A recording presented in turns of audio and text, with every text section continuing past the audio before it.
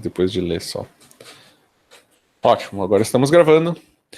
Então, acabei de fazer a leitura do enunciado, mas como agora é gravação, quem estiver olhando a gravação, dá um pause e leia o enunciado.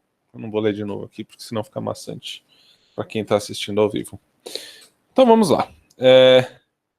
Como a gente resolve esse problema? Ele disse o seguinte: então eu tenho essas 8 cargas, e sempre se eu tenho uma carga positiva aqui, eu vou ter uma negativa aqui, outra aqui e outra aqui. É sempre a carga oposta nos vértices vizinhos. Ou seja, os que estão a uma distância D. Então vamos... Aqui eu desenhei já, pessoal, para não me perder depois, porque senão eu tenho que ficar copiando em cada slide isso. Então aqui eu vou numerar essas cargas, para facilitar a montagem do problema, ok? Então eu tenho essa carga 1, essa carga 2, essa carga 3 e essa carga 4. Aqui eu começo a contar daqui. 5, 6, 7 e 8. Eu fiz de propósito não contando daqui, ok? Por quê? Porque eu vou dizer o seguinte, eu vou dizer que todos as cargas pares, ou desculpa, ímpares, elas têm carga positiva, ok? E todas as cargas pares têm carga negativa. Então, essa aqui vai ser carga positiva, essa aqui vai ser negativa, essa aqui vai ser positiva, essa vai ser negativa. Se eu tivesse começado a contar dos 5 aqui, que nem eu comecei um aqui, eu ia ter um problema, que ia ser ímpar, ímpar ia ser positivo, positivo não pode. Então estou contando positivo e par,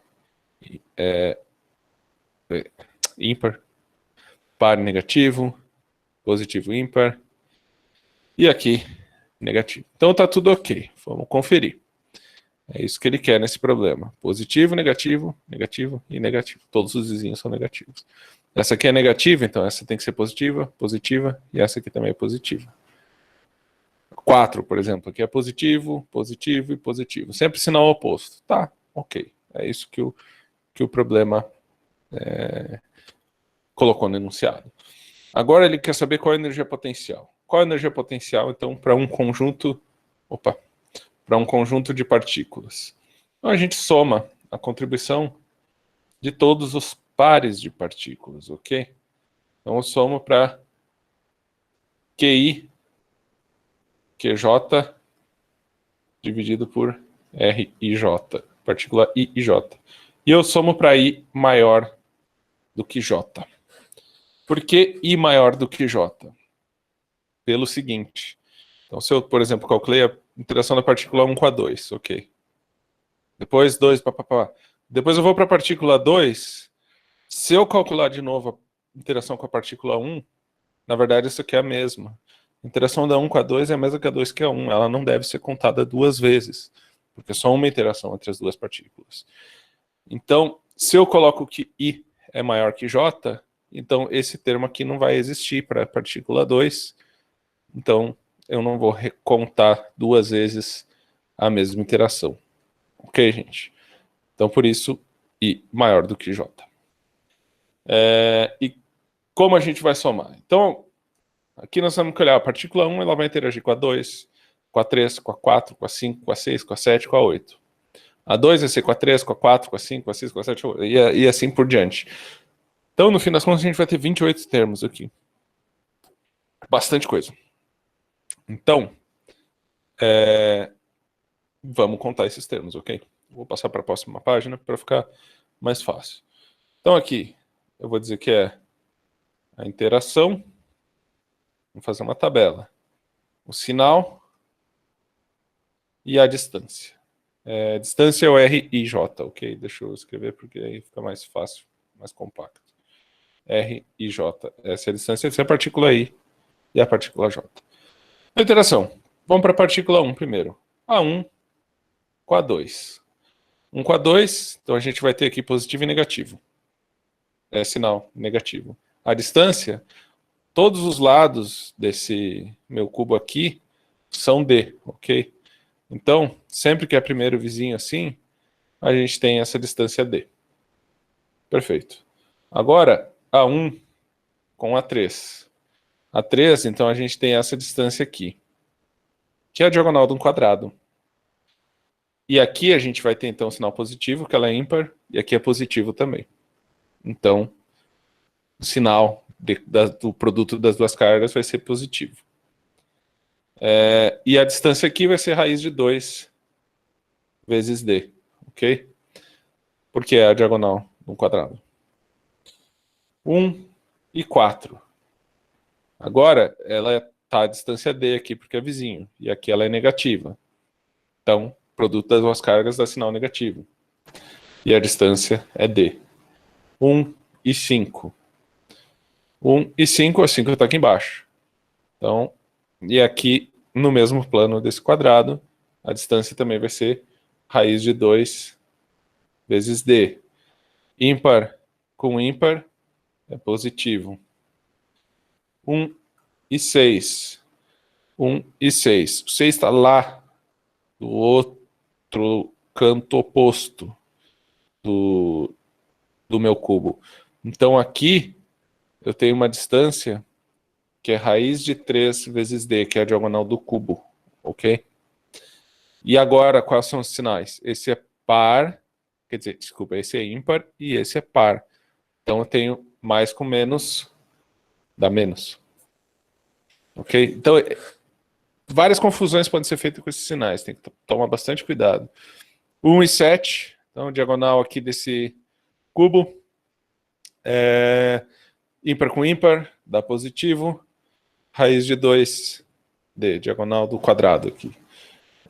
1 com 8, aqui ela está embaixo, a distância é D, e é ímpar com par, então dá só D aqui. Okay.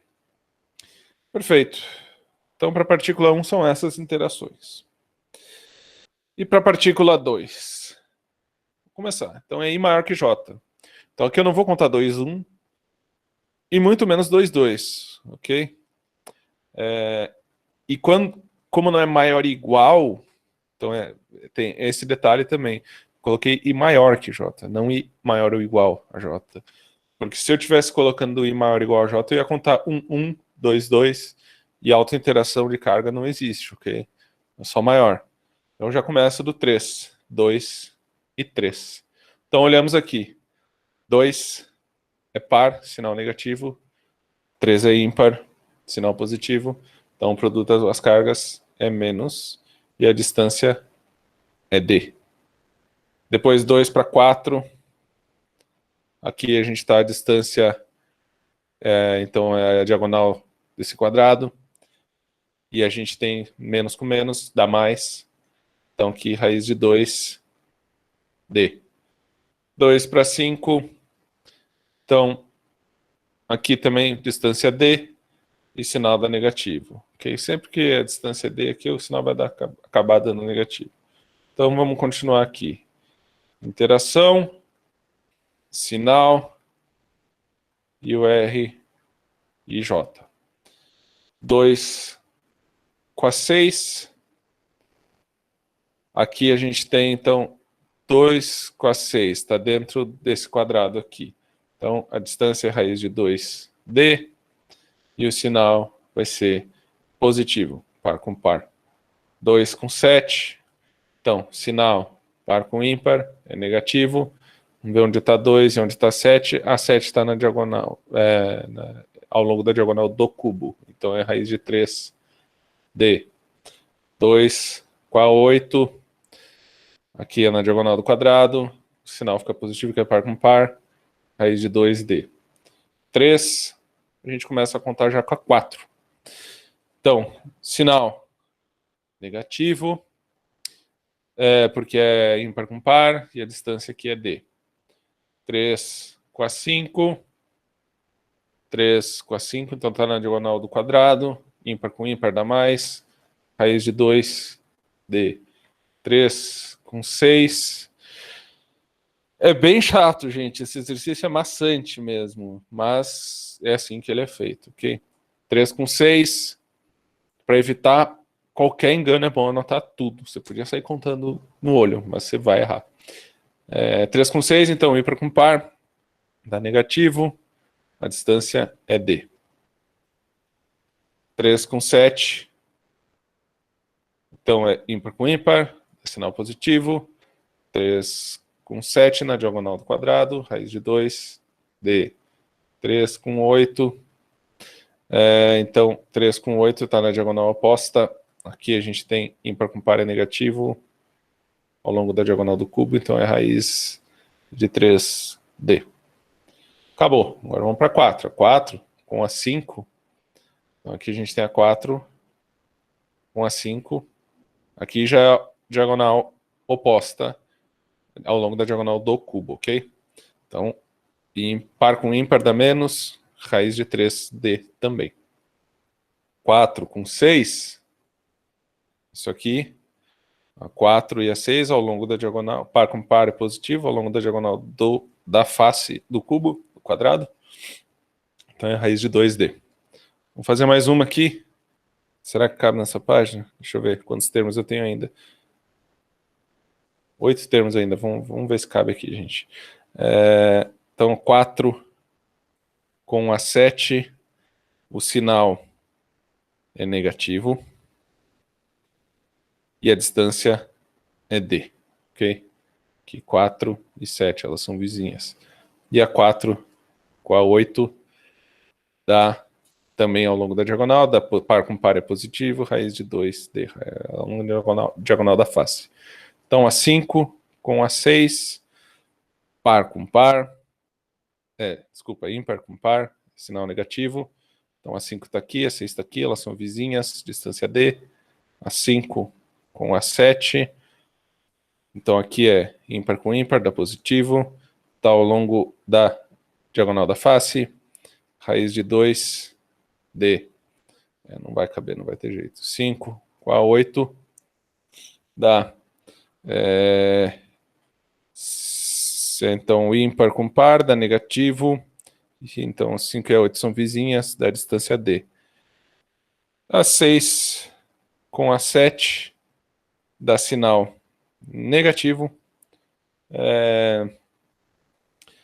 Porque é par com ímpar e a distância é D, porque elas são vizinhas. E agora eu vou ter que passar para a próxima página, vai.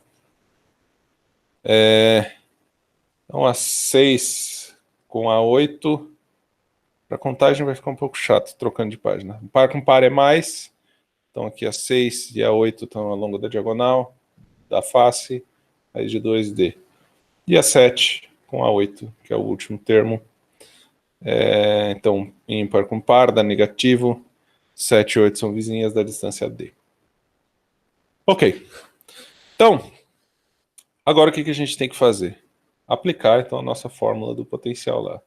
U é igual a KE vezes o somatório DI maior que J de QI QJ dividido por R e J.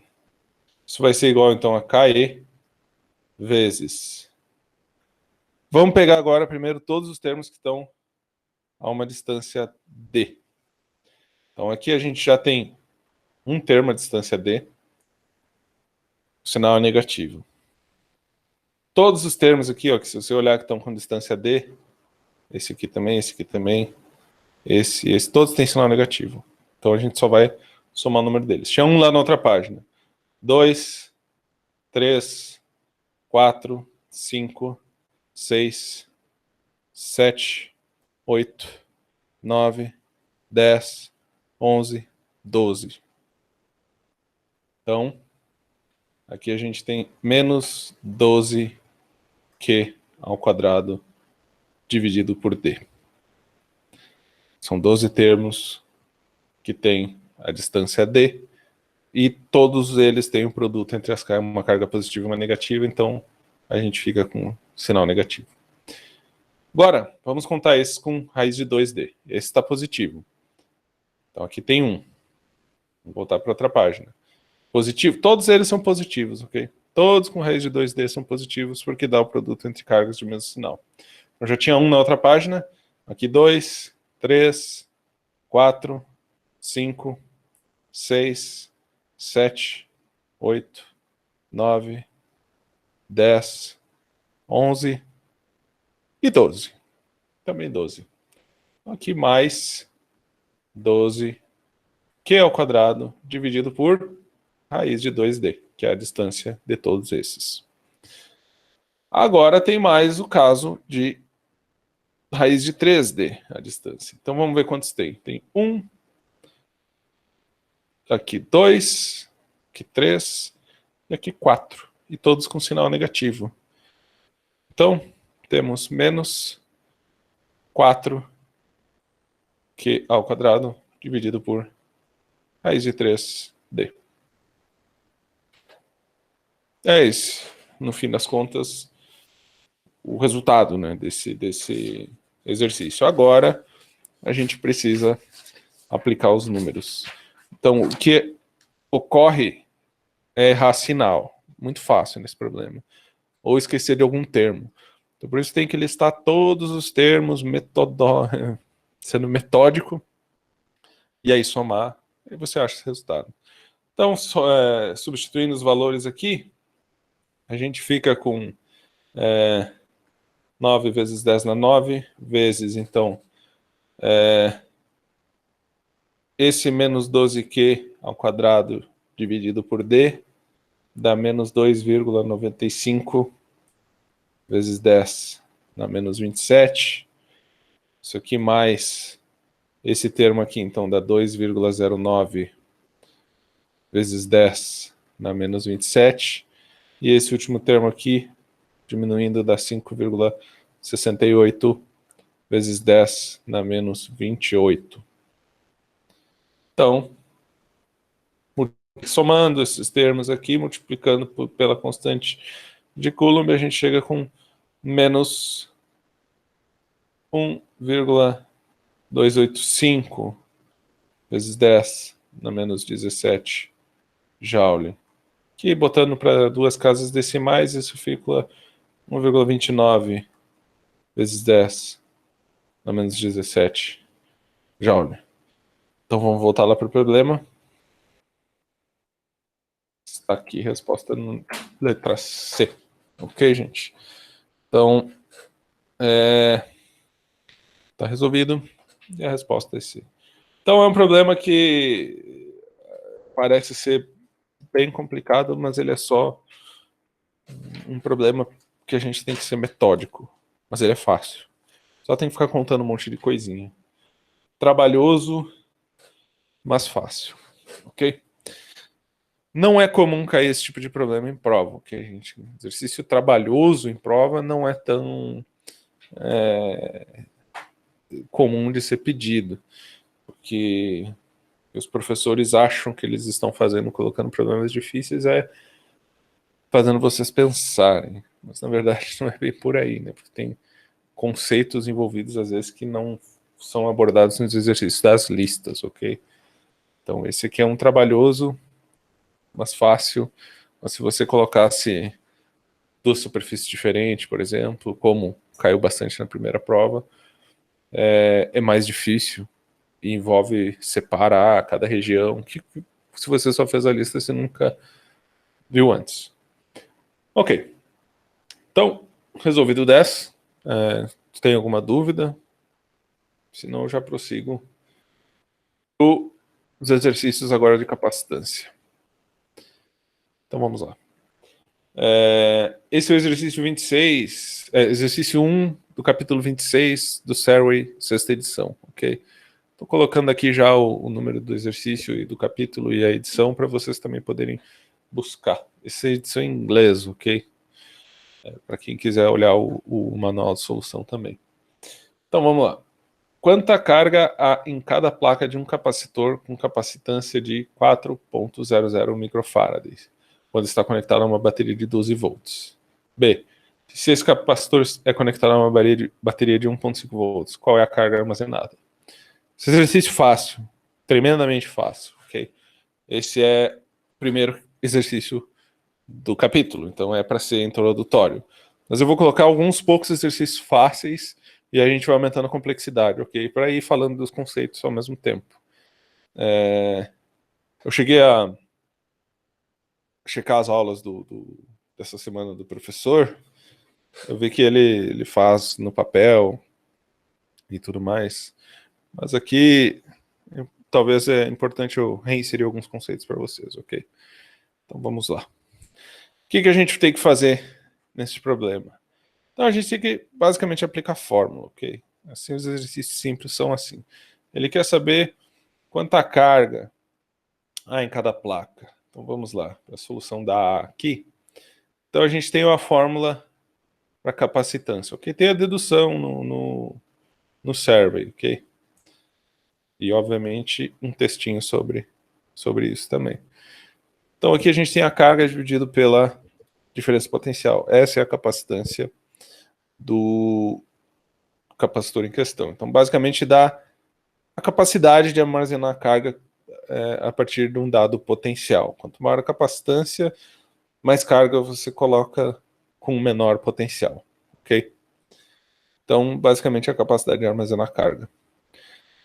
Aqui a gente quer saber a carga no exercício. Então, eu só isolo o Q, que vai ficar igual a capacitância vezes o ΔV, que é a diferença de potencial. Basta, então, aplicar a capacitância que nos foi fornecida, que é 4,00 vezes 10 na menos 16 Faraday, vezes 12,0 volts, ok? Importante lembrar que Faraday é Coulomb por volt, ok? Então é chato ficar botando um Coulomb lá no meio, porque já tem o C de capacitância, então é melhor colocar Faraday mesmo e também dar uma homenagem ao grande Faraday. Então aqui a gente vai cancelar o volt, né? Vai sobrar só Coulomb, e a gente fica com uma carga aqui igual a 48,0 micro Coulomb, ok? Então, carga 48,0 microcoulomb, a letra A resolvida. Então, bastante simples. A B, ele quer saber se ele está conectado a uma bateria de 1,5 volts. Então, qual a carga que ele armazena? Agora ele quer, de novo, saber a carga, só que agora, então a gente aplica esse Q igual a C vezes ΔV. A gente aplica a mesma fórmula, então a capacitância não muda, ela continua sendo 4, ela não depende do potencial, pelo menos a primeira aproximação, mas que é o que vocês estarão abordando no curso, então não, a capacitância não vai mudar com o potencial, não se preocupem com isso. Vezes agora a diferença de potencial de 1,50 volts. Então isso vai dar uma carga armazenada de 6,00 microcoulomb, ok? Vezes 10 a menos 6 coulomb. Deixa eu ver se eu não fiz nenhuma bobagem aqui. Sim. Desculpa, gente, eu botei aqui um 16 e é 6, ok? É micro Faraday, não é décimos de pico Faraday, não é micro Faraday. Achei estranho esse expoente, mas então, tudo vezes 10 a menos 6, ok? Me desculpem. Então, ok. Então vocês veem, diminui a diferença potencial, diminui a carga a qual o capacitor armazena, ok? Mais ou menos esse exercício está aí para mostrar essa relação entre a diferença de potencial e a carga armazenada, ok? Sendo que a capacitância vai ficar constante, independente da variação da diferença potencial. Então, para vocês saberem que dá para considerar a capacitância constante. E o próximo? Se tiverem dúvidas, podem me interromper, pessoal, ok? Então, esse exercício, uma esfera condutora isolada de raio 12,0 centímetros que cria um campo elétrico de 4,90 vezes 10 na 4 newton por coulomb, a uma distância de 21,0 centímetros do seu centro. Qual a densidade de carga superficial e qual a capacitância? Então vamos lá. Aí você volta lá no capítulo Bom, não vou lembrar o número do capítulo aqui, mas o capítulo de campo elétrico que você determina, tem até exercício resolvido que determina o campo elétrico que uma esfera condutora isolada vai causar a uma dada distância R, que é KE vezes Q dividido por R ao quadrado. Então, isso vai ser o mesmo de esfera isolante, casca esférica, basicamente importa o quanto tem de carga dentro só. Isso, obviamente, fora da esfera, falando fora da esfera. Ok, então aqui a gente pode isolar esse Q. Então vamos pensar, eu passo R quadrado multiplicando, KE dividindo, eu fico com R quadrado vezes o campo dividido pela constante de Coulomb KE, isso igual a minha carga, que é o que eu estou querendo encontrar. Então, eu tenho a distância a qual eu estou do centro da esfera e tenho o valor do campo. Então, e eu sei qual é a constante de Coulomb, então eu determino essa carga. Essa carga vai ser igual então, ao 0,210 ao quadrado, então que é isso aqui já convertendo em metros. Sempre convertam para o sistema internacional, gente. Facilita, não tem que estar carregando unidade, fazendo análise dimensional. Então vocês convertam antes de colocar na fórmula. Não esqueça de converter, senão vai dar errado, né? E o campo que é 4,90 vezes 10 na 4. Ok? Isso tudo dividido por então, a constante de Coulomb no sistema internacional, que é 9 vezes essa 9. E isso vai render uma carga, então, de 0,24 microcoulomb. Só botar na calculadora. E ele quer saber, então, a densidade de carga superficial. Agora a gente tem a carga. Como é que a gente determina a densidade de carga? Então, o sigma, que a densidade de carga superficial vai ser a carga dividido pela área superficial. Então, 0,240 vezes 10 na menos 6 Coulomb, dividido por 4π, vezes aqui, vamos chamar o raio da esfera de R maiúsculo, então, para não confundir com esse outro Rzinho, que era a distância do centro até o ponto de interesse. Então, isso aqui vai ficar 0,240 vezes 10 na menos 6 Coulomb, dividido por 4π vezes 0,120. Também já estou convertendo para metros, sistema internacional, ao quadrado. Isso aqui nos dá uma densidade de carga de 1,33 vezes 10 na menos 6 Coulomb por metro quadrado. Então essa é a densidade de carga superficial da esfera, que causa tal campo elétrico.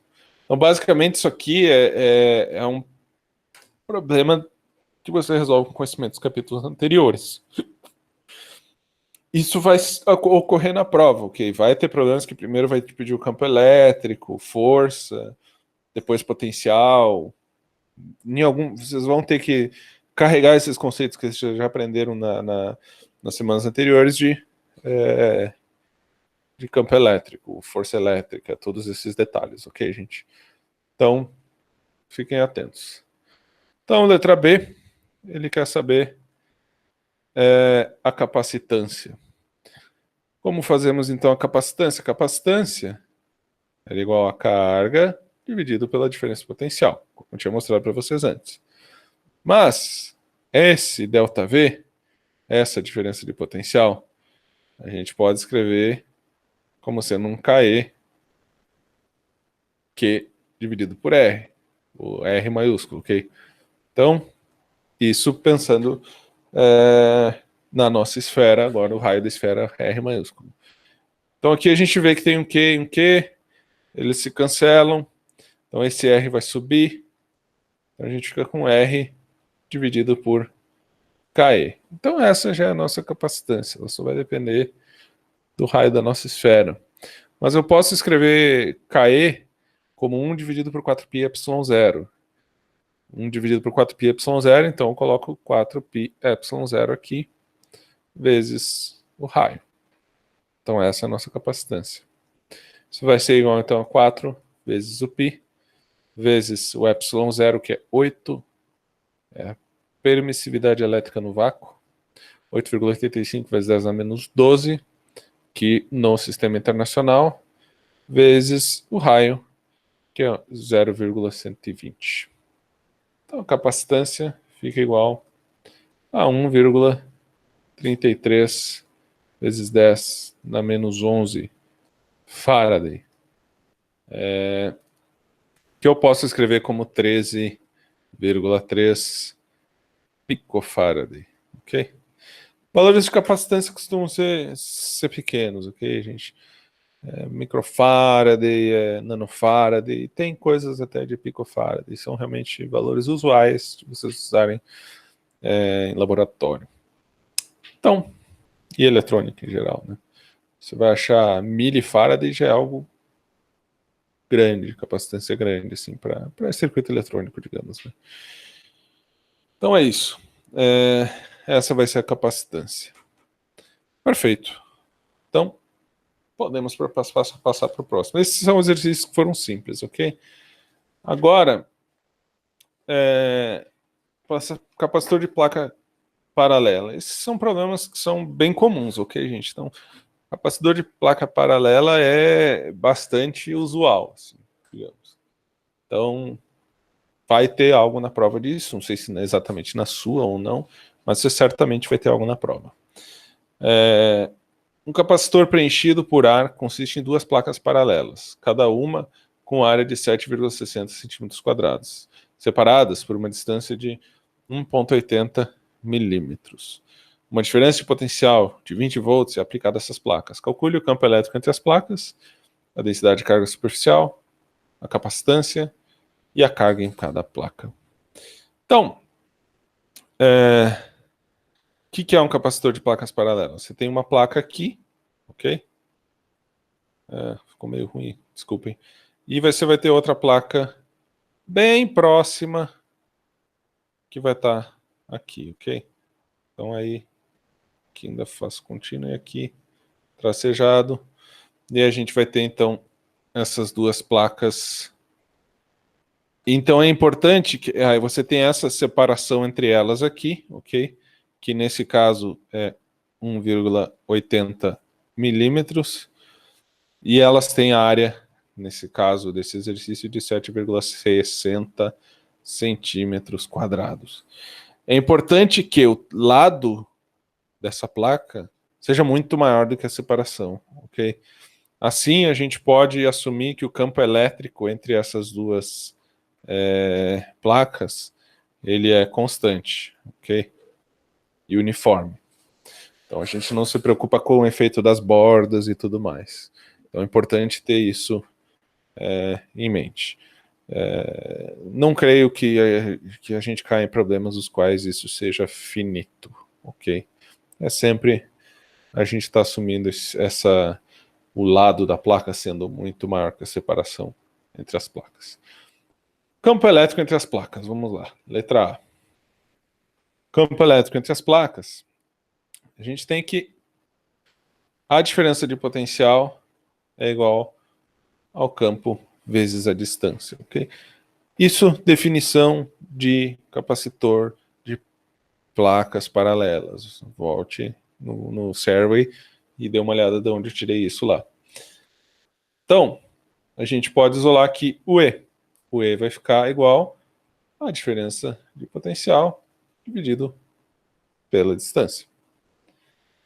Isso, então, diferença de potencial, 20,0 volts, dividido por 1,80 vezes 10 na menos 3 metros. Convertendo já a separação para sistema internacional. Então a gente fica com campo elétrico de 11,1 kV por metro. Perfeito. Então está calculado o campo elétrico. entre as duas placas, que é igual em todos os pontos. Ele é uniforme e constante. Então, vai ser esse o campo em todos os pontos entre as placas. Porque a gente assumiu que o lado é muito maior que a separação. Então, a letra B, voltando aqui, ele quer a densidade de carga superficial nas placas, obviamente. Então, a gente sabe também que a gente pode definir o campo elétrico como a densidade de carga superficial dividido por ε0. Isso para placas carregadas, ok? Que são o capacitor são placas carregadas, quando tem uma diferença potencial sobre ele. Então aqui eu posso isolar o sigma e obter que sigma é igual a ε0 vezes o campo elétrico. Então eu tenho o campo elétrico e sei o valor de ε0, isso vai ser 8,85 vezes 10 na menos 12 vezes o campo elétrico, que é 11,1 vezes 10 na 3. Também já está em volt por metro, que é SI. Então deixo assim mesmo, sem as unidades. Isso vai me dar, então, 9,82 vezes 10 na menos 8 coulomb por metro quadrado. Então essa é a densidade de carga superficial em cada placa, ok? E a letra C, ele pede qual a capacitância. Como determinamos a capacitância? Capacitância, como eu falei antes, é igual a Q dividido por ΔV. O quanto de carga o capacitor consegue armazenar, dada uma certa diferença de potencial. Então, a gente pode escrever essa diferença de potencial aqui, eu já disse que ela é igual a E vezes D. Então, escolho aqui. E o campo elétrico, eu também já disse que é igual a sigma dividido por ε0. Tudo válido para essas capacitor de placa paralela, ok? Então, isso aqui é sigma dividido por ε0 vezes o D. E o sigma, quem é? O sigma também a gente sabe que é a carga dividido pela área. Então, eu já vou passar esse ε0 aqui para cima para facilitar a minha escrita. E o sigma eu estou escrevendo como sendo a carga dividido pela área superficial da placa. Isso vezes o D. Então, essa carga cancela com essa. Okay? Aqui cancela, cancela. E essa área sobe para o numerador, porque ela estava dividindo no denominador. Então, E vezes a área superficial de cada placa, dividido pela ε0, desculpa, vezes a área superficial de cada placa, dividido pela distância de separação entre as duas placas D. Isso tudo com, bom, a definição de capacitância, aí as definições tanto da diferença de potencial, quanto do campo elétrico e densidade de carga do problema, que envolve placas paralelas. Então essas relações é bom vocês terem guardadas, anotadas, ok, gente? Como uma forma de consulta rápida. Porque isso vocês vão precisar durante a prova. E separe, placas paralelas é isso, capacitor cilíndrico é tal coisa, esfera é tal coisa. Organizem esse material, ok? Faça o desenho da esfera, das placas e assim por diante, e organize esse material dessa maneira, que aí vocês têm acesso rápido a essas coisas. Então, aqui basta substituir os valores. Então, a gente sabe que o ε0 é 8,85 vezes 10 na menos 12. E a gente sabe, então, que a área... Aqui eu já converto para metros, ok? Então, dá 7,6 vezes 10 na menos 4 metros. Que era 7,6 centímetros quadrados, ok? Quando eu converto para metros, eu fico com vezes 10 na menos 4. E a separação entre as duas, que é 1,80 milímetros. Vezes 10 a menos 3. Então, isso vai me dar uma capacitância de 3,74 Faraday. Picofaraday, desculpa. Senão... Aqui, picofaraday. que é 10 a menos 12. Ok. Então, ótimo. Na prova vocês acabam não usando esses pico, micro, mili. Você escreveria realmente o número, né? Vezes 10 na menos 12 Faraday. Ou 7, na verdade é ponto, né? Que o Moodle está aceitando. Então, bom, 7.3.74 exponencial menos 12. Esse aqui seria o resultado. A lá Moodle. Mas leiam bem as instruções antes da prova, porque lá ele diz se é ponto, se é vírgula, como você escreve expoente e tudo mais. Isso vocês podem averiguar. E a letra D? A letra D, ele quer saber a carga em cada placa. Então, vamos lá. A carga, então, a gente sabe já que a capacitância, então, é a carga dividida por ΔV. De novo, essa mesma ocorrência aqui. Então, a gente sabe o nosso ΔV e a gente sabe qual que é a nossa capacitância. Então, a carga é igual a capacitância vezes o meu ΔV. Então, que é 3,74 vezes 10 na menos 12, que é picofaraday, vezes a diferença potencial, que é 20,0 volts. Isso me dá uma capacitância, então, de 74,7. Uma carga, desculpa, 74,7 picocoulombs, ok? Então, uma carga bem, bem pequenininha. Só um pouquinho, gente. Com licença.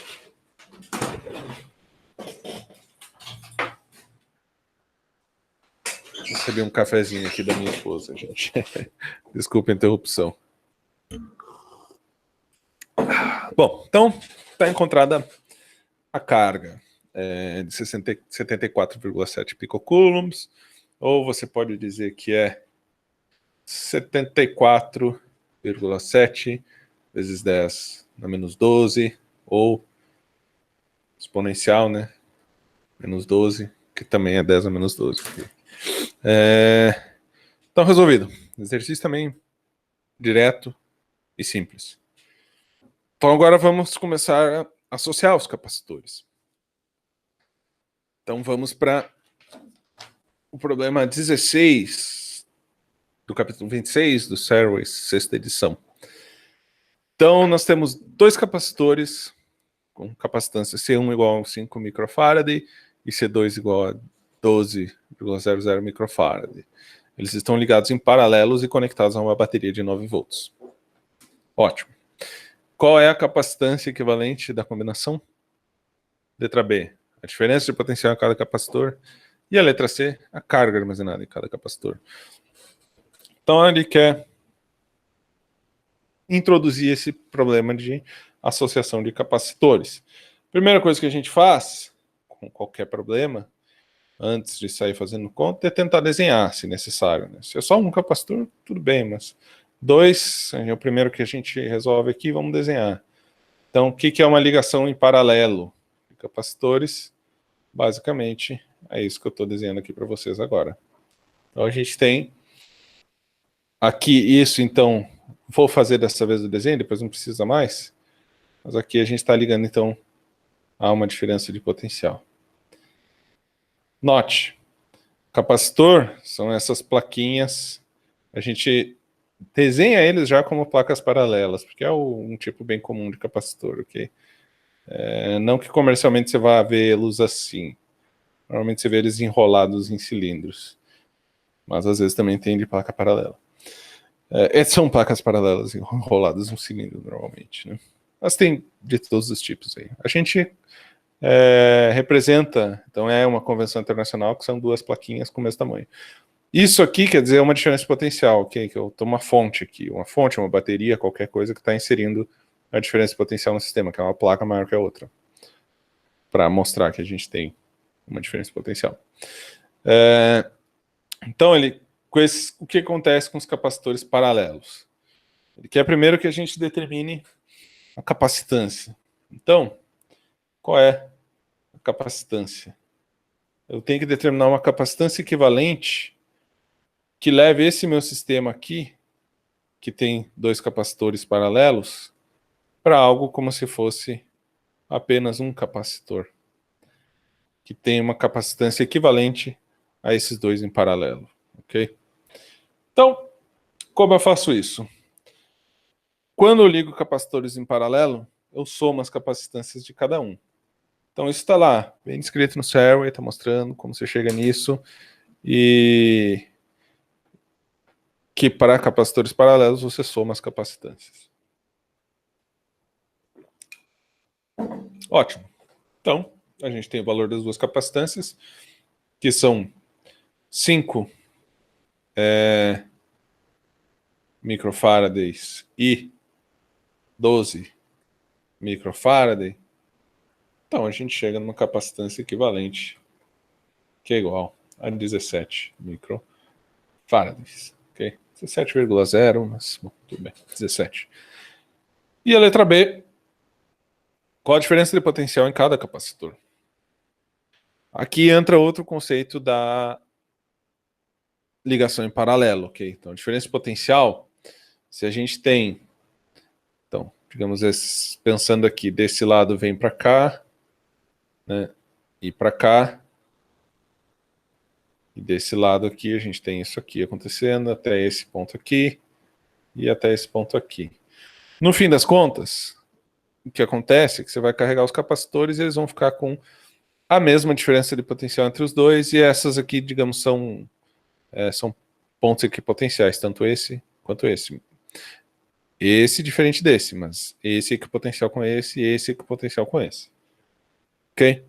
Então, basicamente, a diferença de potencial em cada um dos capacitores, o ΔV, vai ser igual ainda a 9 volts. Por quê? Quando a gente coloca os capacitores em paralelo, a gente mantém o potencial. O que a gente está dividindo aqui são as cargas. Então, se eu tinha se esse cara aqui tem uma carga Q, aqui eu vou ter uma carga Q1 e uma carga Q2, que vai ser igual, então a soma delas vai ser igual a essa carga aqui do equivalente. Então elas estão dividindo as cargas, mas mantendo o potencial. Se é em série é coisa diferente, mas depois a gente volta e chega no capacitor em série, ok? E a letra C, a carga armazenada em cada capacitor. Cada, ok? Não é capa. É cada capacitor. Então agora, como eu acabei de mencionar para vocês, então a gente divide as cargas, né? Então vamos falar, a carga do capacitor de 5 microfarads vai ser então a capacitância vezes a diferença potencial.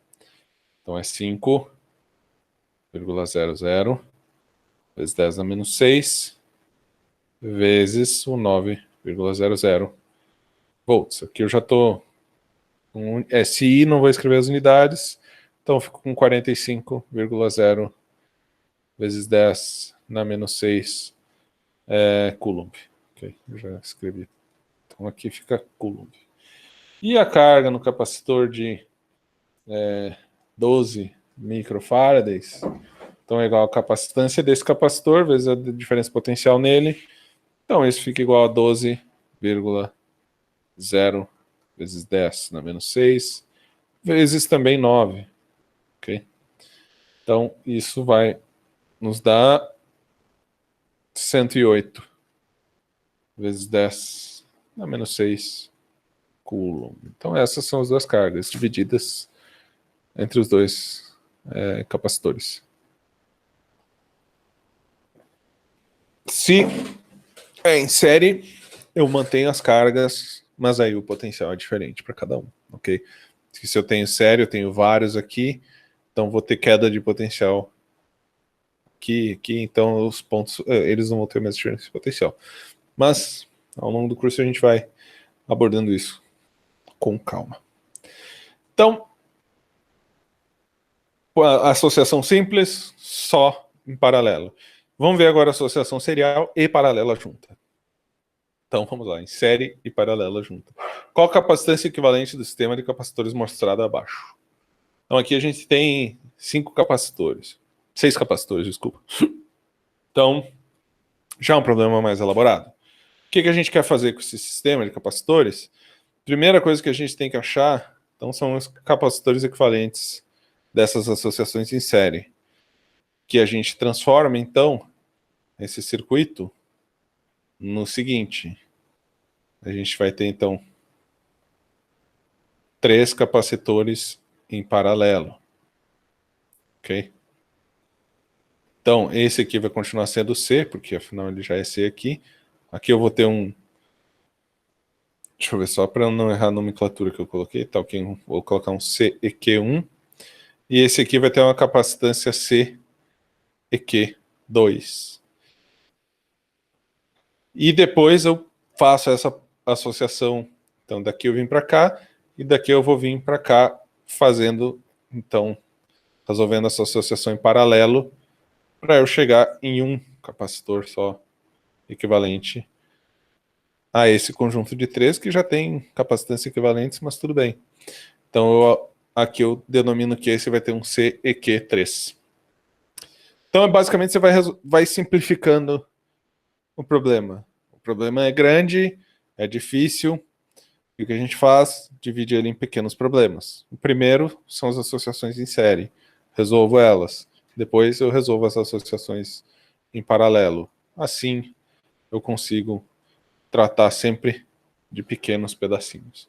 Então, vamos calcular esse CEQ1. Então, tem 2 capacitores em série. Como que é a capacitância para capacitores em série? Então, aqui, eu não somo as capacitâncias. Eu vou fazer 1 sobre EQ1 igual a 1 sobre C, mais 1 sobre C. É a capacitância desse e desse. Então, é sempre o inverso. Eu somo o inverso, ok? Então, isso me dá aqui o CEQ1 é igual, então, a soma desses dois vai dar 2 dividido por C, só que isso aqui não é menos 1, porque eu já inverti essa fração aqui, ok? Então, isso vai me dar uma capacitância equivalente de C dividido por 2, ok? Fica bonitinho assim, C dividido por 2, porque aqui as capacitâncias são iguais, ok? Se não são iguais, aí não fica tão bonitinho. E o EQ2? C, EQ2. Aqui nós temos 3 capacitores em série. Então a gente vai fazer 1 dividido por C, mais 1 dividido por C, mais 1 dividido por C. Isso, então, eu faço a mesma coisa, dá um CEQ1, que é igual a C sobre 3, ok? Só comi esse passo aqui, 3 dividido por C é menos 1, mas no fim é exatamente igual a conta. Ótimo, então agora nós já temos este capacitor aqui, tem uma capacitância que é C dividido por 2, e esse aqui tem uma capacitância que é C dividido por 3. Agora precisamos... CEQ2 aqui. Obrigado, Giovana. Giovana está atenta. CEQ2, perfeito. Então, C é a capacitância desse, C sobre 2 é do segundo capacitor e C sobre 3 é a capacitância desse terceiro aqui. Agora a gente tem, então, Giovana escreveu C sobre 3. Aqui eu acho que não errei nada, né? Então, C sobre 2, C sobre 3, C sobre 2, C sobre 3. Ok. CEQ2 igual a C sobre 3. Agora, resolvemos então essa associação em paralelo aqui desses capacitores. Então, o CEQ3 vai ser igual à capacitância deste mais a capacitância deste, que é C sobre 2. Vamos colocar aqui o CEQ1 mais o CEQ2. Então, eu estou somando esses 3 aqui. Como eu já sei quem é o CEQ1 e quem é o CEQ2, isso aqui é C sobre 2 mais C sobre 3. Então, agora, juntar todas essas frações, eu vou ficar com 6 mais 3 mais 2, tudo dividido por 6, vezes o C que eu coloquei em evidência.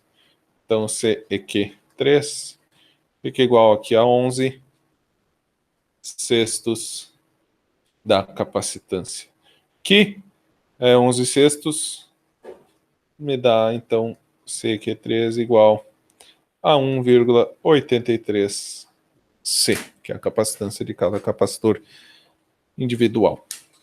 Então, resolvido esse sistema um pouco mais complicado de capacitores. Então, vejam que a ideia é sempre você ir reduzindo o problema, ok? Você tem um problema grande, um monte de capacitor, vai simplificando o que você consegue, ok? Aí você cai num problema com 3, onde você tinha 6, vai para 3, já diminui pela metade, e depois você consegue reduzir para 1. Aí você tem a capacitância de todo o sistema, ok? Então, resolvido mais um.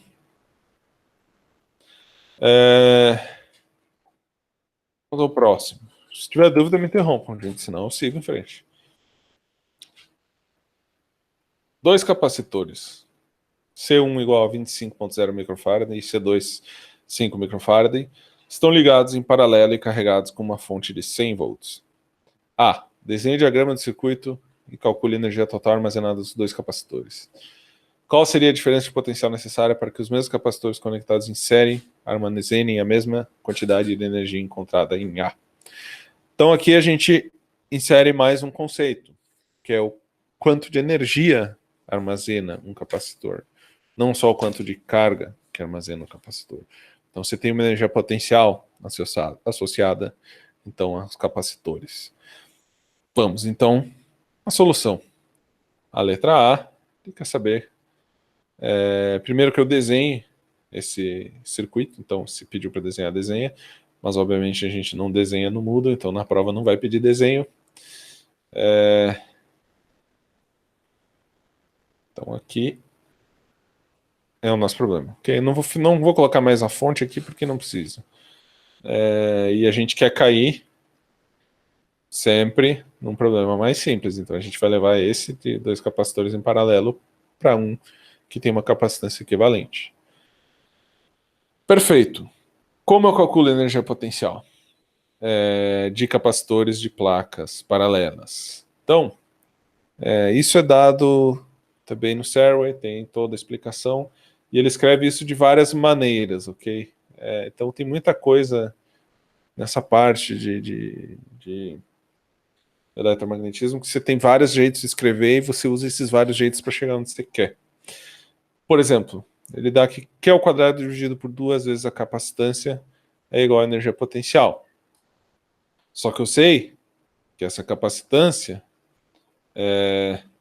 se eu lembrar, a capacitância é igual a carga dividido por ΔV. Então, eu posso dizer que ΔV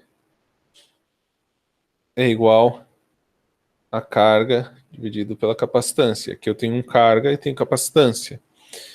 Então eu tiro esse quadrado, pego esse C, deixa eu passar para cá para não ficar confuso, isso vai ser igual então a 1/2, que eu só peguei esse 2 aqui e deixei fora do outro termo, vezes um Q que sobrou, vezes um ΔV, ok? Então basicamente eu agrupei esse Q com esse C, chamei de ΔV e coloquei aqui. E eu também posso dizer que Q é igual a capacitância vezes ΔV. Então, isso aqui fica igual. O Vzinho tem que botar o biquinho dele aqui, que senão a gente vai confundir com 1. Então, isso aqui vai dar igual a 1/2 da capacitância vezes o ΔV ao quadrado. Então, essas são 3 formas diferentes da gente escrever a energia potencial de um capacitor de placas paralelas, ok? Se te dá carga e capacitância, se determina assim. Okay? Se te dá carga e diferença potencial, você determina assim. Se te dá capacitância e diferença potencial, você determina assim. Tenho isso anotado. Recomendo. Pega e escreve uma linha com essas expressões todas. Então vamos lá. A gente tem que calcular, então, para o nosso caso específico, um U que é igual a 1 meio de uma capacitância equivalente vezes a diferença potencial ao quadrado. E a capacitância equivalente vai ser, no caso, a desse sistema reduzido aqui. Então eu tenho que calcular, resolver esse sistema de capacitor paralelo, sendo que um tem 5 e o outro 25 microfarad de capacitância. Então, como eu acho o meu CEQ? Meu CEQ, então capacitores em paralelo, eu somo a capacitância de cada um deles. Então, meu CEQ é igual ao meu 25 mais 5 microfarad, que dá 30,0 microfarad. Então, aplico aqui 1 meio de 30,0 microfarad vezes, então, a minha diferença de potencial, que ele disse que são 100,0 volts, lá no enunciado. Então, isso me dá uma energia de 0,150 joules, ok? Então, essa é a energia armazenada nesse sistema de capacitores em paralelo, com uma diferença potencial de 100 volts. Agora ele quer saber na letra B, ok, agora se esses mesmos dois capacitores fossem ligados em série, qual a diferença de potencial preciso para que eles armazenem essa mesma energia? Vou escrever energia aqui, essa mesma energia que a gente encontrou em A, que é 1,50 joules. Então, desenho o sistema, primeira coisa. Agora a gente tem os capacitores em série, que a gente quer simplificar, então, para um capacitor. A gente sempre quer simplificar para um capacitor, ok, gente? Obviamente, depois, quando a gente tiver um monte de coisa, capacitor, resistor, blá, blá, envolvido aqui, mas é para semanas seguintes. Mas se só tem capacitor, você quer reduzir para um capacitor. Se só tem resistor, você quer reduzir para um resistor. O mínimo de componentes possível você resolve. Você junta para resolver. Então aqui a gente tem o C1, aqui a gente tem o C2 e aqui a gente vai ter também um C equivalente. Em série, capacitância, então aí é 1 sobre CQ, isso aqui é igual a 1 sobre C1 mais 1 dividido por C2. Então, o C... Opa, juntei tudo aqui, não fica bonito não. O CEQ vai ser igual a 1 dividido por 25,0 microfarad mais 1 dividido por 5,00 microfarad, isso elevado a menos 1. Então, resolvendo isto, a gente chega em 4,17 microfarads. Então, no fim dá um número menor que as duas capacitâncias que a gente tinha envolvidas, que era 5,25, ok? Então, sei lá, você está lá montando seu circuitinho, não tem capacitância que você quer, você pode ficar brincando com essas associações para chegar na capacitância que você quer. Normalmente é para isso que a gente faz essas associações, ok?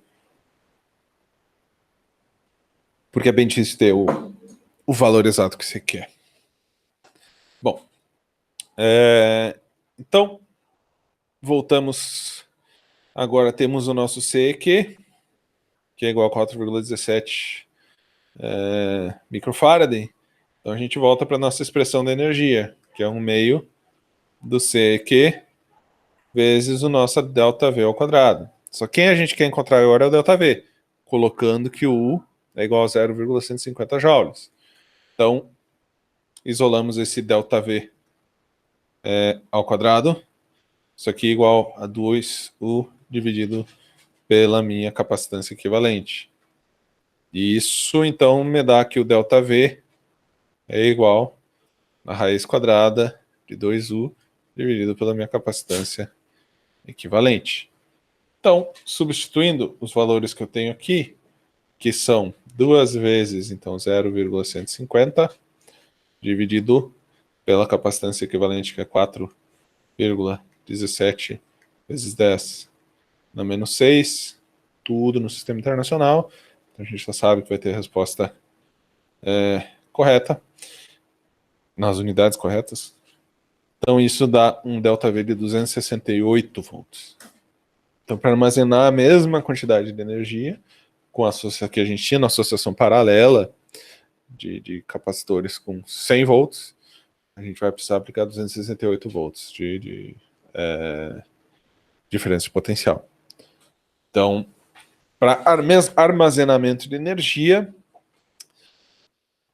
a associação em paralelo é mais eficiente, ok?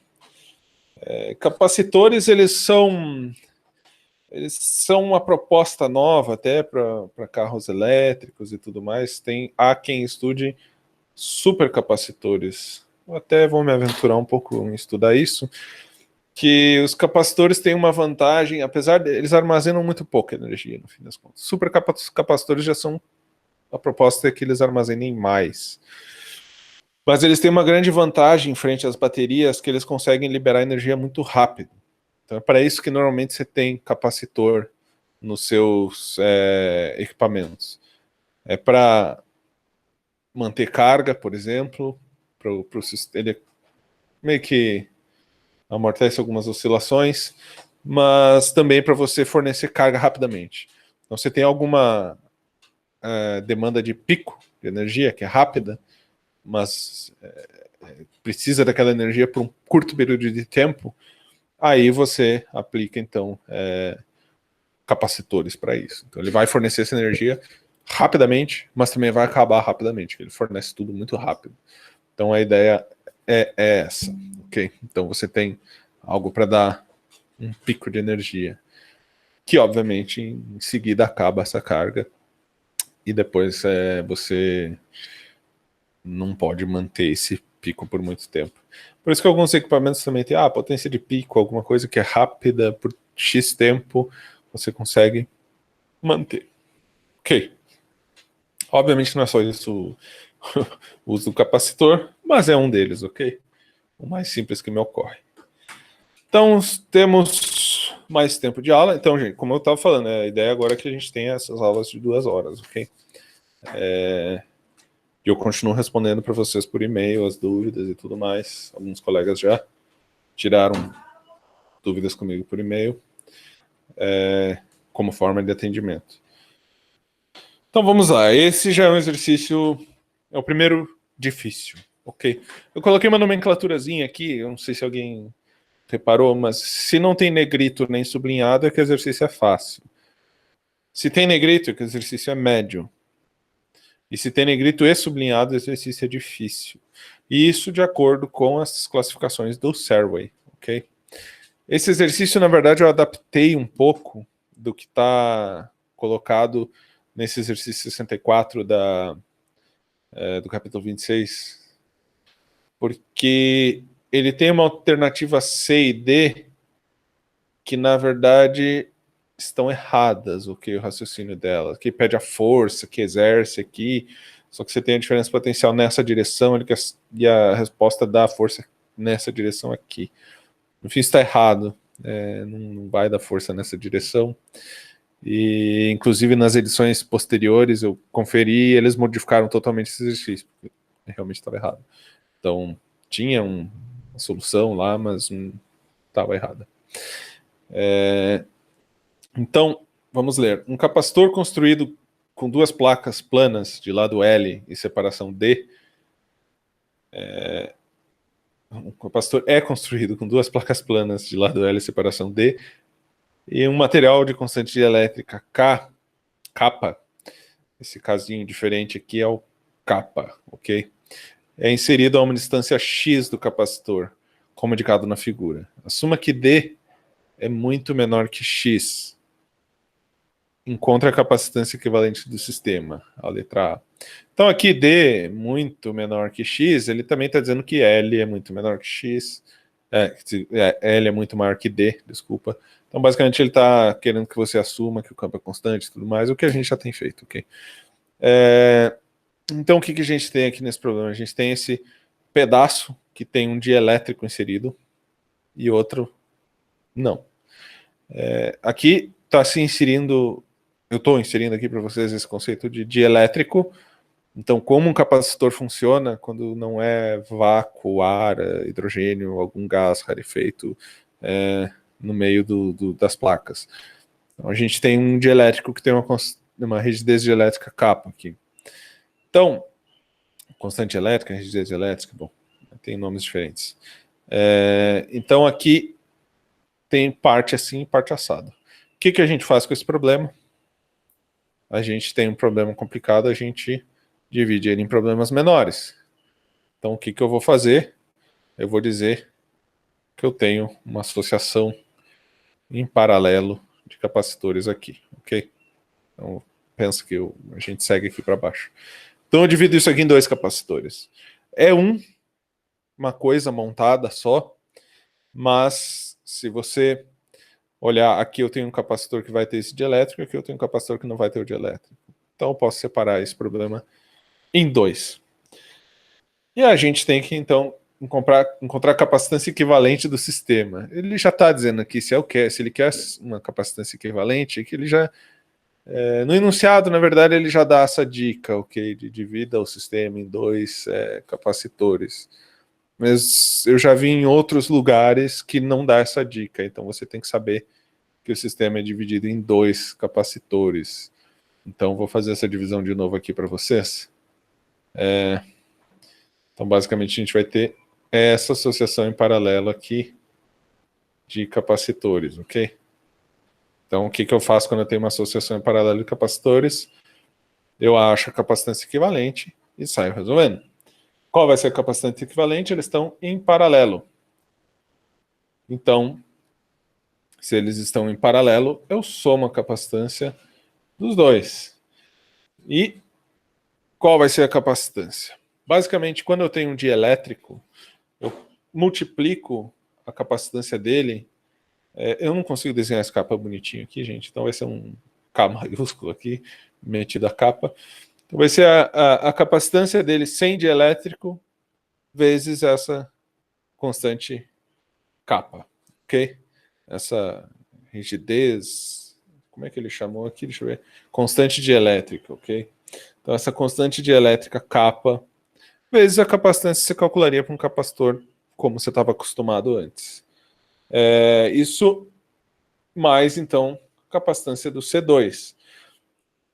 A gente também obtém capacitância de capacitor com duas placas paralelas a partir do ε0 vezes a área, que aqui eu vou colocar um A2, ok? Que é a área dessa parte aqui só, dividido pela separação D, que é dada aqui, ok? Então, a D é a mesma para os dois capacitores. Então, essa aqui é outra maneira de eu calcular a minha capacitância. Está descrito lá como você chega nisso no Serway. Então, não gostei dessa minha fração aqui. Agora, vamos escrever esse C aqui. Kappa vezes C0. Kappa. O C0 vai ser o quê? Então, o C0 vai ser basicamente ε0 vezes A1 dividido por D. Então, vamos escrever isso. ε0 vezes a área 1 dividido por D, porque eu multiplico o kappa pela capacitância, como eu calculo normalmente. E esse cara aqui eu já vou escrever, então, ε0 e a área 2. A área 2 é quem? Então, eu tenho essa placa, vai para cá, ok? São placas paralelas. Então, ela vai ter esse mesmo lado L aqui, e esse aqui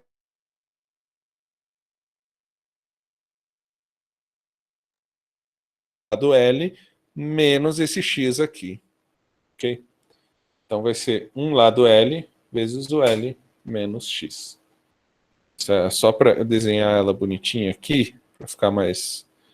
O que eu estou fazendo é o seguinte, aqui é lado L, aqui é lado L. Só que eu tenho esse dielétrico enfiado aqui, ok? Tá saindo até para fora da... Então, deixa eu ver se eu consigo... Vamos fazer esse cara aqui, vai. Tentar fazer bonitinho. Então, o dielétrico tá para cá. E aqui eu teria o outro plano de baixo. Aos poucos eu vou aprendendo a usar essa... Aqui. Não ficou tão perfeito. Digamos que aqui seja... Então eu tenho esse cara aqui que é igual a x, e esse aqui vai ser igual a quem? Bom, se esse é L, esse é x, então esse aqui é igual a L menos x, ok? Então, estou calculando a área. L desse lado vezes L menos x. Essa vai ser a área desse pedacinho de placa aqui, ok? Então, esse pedacinho de placa aqui tem essa área que eu coloquei lá. O A1 depois a gente volta lá. Isso aqui dividido por D. Então, kappa vezes o meu ε0 vezes o A1. O A1 vai ser então igual a x vezes o L. Pronto. Aqui é mais simples. X vezes o L dividido por D. Mas então, ε0 vezes, eu vou colocar aqui já distributiva, L ao quadrado menos Lx. Isso aqui dividido por D. Posso colocar em evidência o meu ε0 dividido por D. ε0 dividido por D, vezes, então, esse termo, que vai dar kappa xl. Kappa xl. Mais, então, só ficou o meu L ao quadrado menos xl. L ao quadrado menos xl. Lx, xl. Tudo bem. Só deixa eu ver aqui se eu não estou fazendo nenhuma bobagem no caminho. Não, tá tudo ok. Agora, então, vou colocar esse meu xl em evidência. Eu fico, então, com ε0 dividido por D. Meu xl vezes kappa menos 1. Isso mais o L ao quadrado que sobrou aqui. E essa é a nossa capacitância equivalente, ok? Que não, daqui eu não saio, porque eu não tenho número para substituir até então no enunciado. E vamos para... Então, capacitância equivalente vai dar esse termo aqui. Então, a gente levou em conta a parte que tem o dielétrico e levou em conta a parte que não tem o dielétrico. Calcule a energia armazenada no capacitor quando uma diferença de potencial ΔV é aplicada. Então, o exercício é algébrico, ok, gente? Então, a letra B... Bom, já está escrito. Bom, deixa, agora eu já escrevi. U é igual a 1 meio da capacitância vezes ΔV ao quadrado. Isso aqui é igual a 1 meio de ΔV ao quadrado. Opa, esse quadrado é fora, ok? Enfim, não precisava botar esse parênteses, mas é bom para não confundir as coisas. Então, vezes a capacitância, que foi o que a gente calculou na letra A. Então, ε0 dividido por D, vezes xl, ou Lx, kappa menos 1, mais L ao quadrado. Então, ficamos aqui com a expressão que a gente pode agrupar um pouquinho mais para essa energia potencial. Então, vamos deixar como ε0 ΔV ao quadrado dividido por 2D vezes, então, Lx kappa menos 1 mais L ao quadrado. E essa é a energia potencial. Resolvido. Então é um exercício difícil, segundo Alserway, mas se você souber separar ele em dois problemas menores, ele não fica tão difícil assim. E era isso que eu tinha preparado para vocês hoje, ok, gente? Até foi um pouco mais rápido do que eu esperava. Então, vocês têm alguma dúvida, alguma pergunta quanto a laboratório ou prova, lista? Bela? Ficou me pedindo para mostrar o cachorrinho. Vamos aproveitar então. Vou mostrar a Bela para vocês. Ó. Essa aqui é a mais brabinha aqui de casa. Olha lá. Salsicha com pitbull. Isso aqui eu adotei numa feira de adoção numa Cobase. Bom, gente. Tem alguma dúvida aí, gente?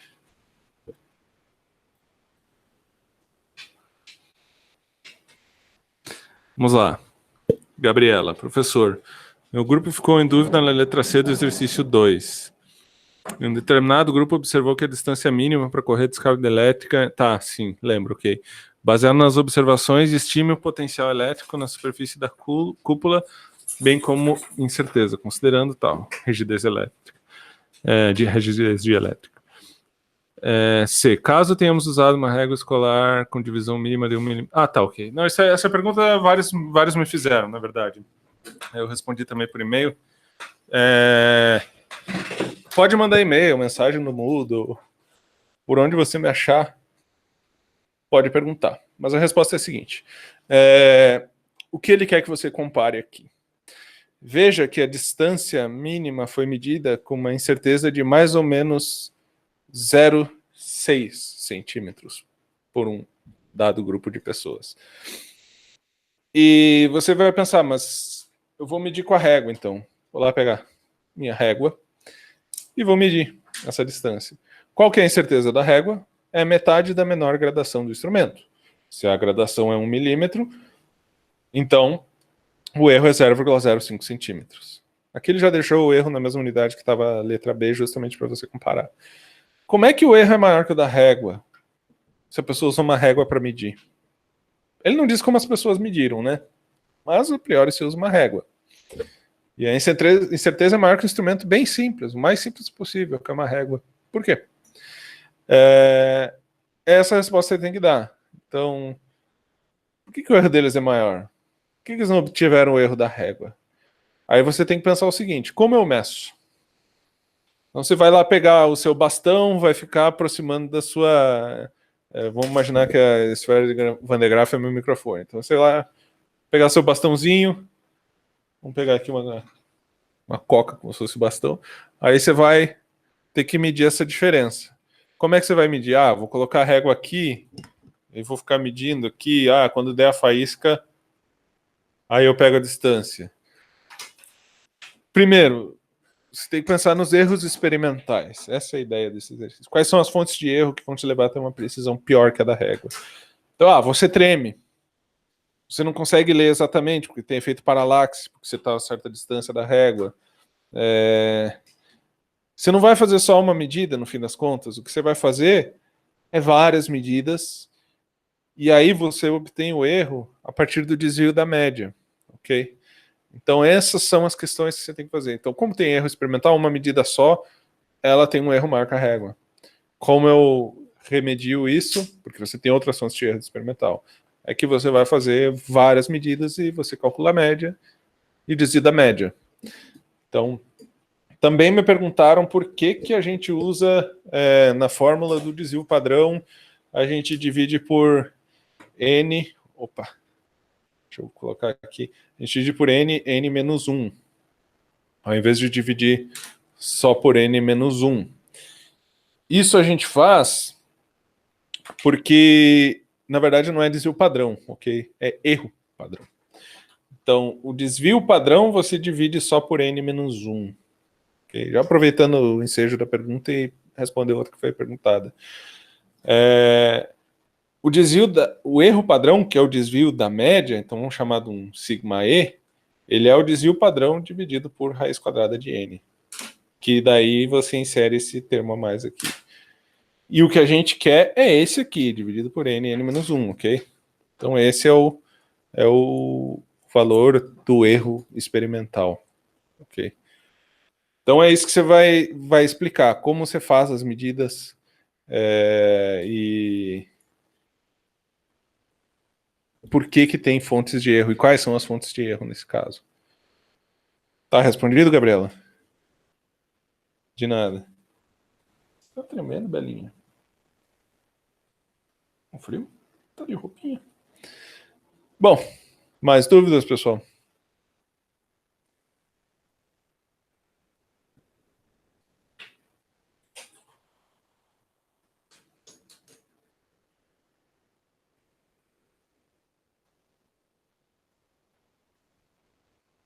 Bom, se não tem mais dúvidas, eu vou então encerrar a gravação aqui. Parar de compartilhar minha tela.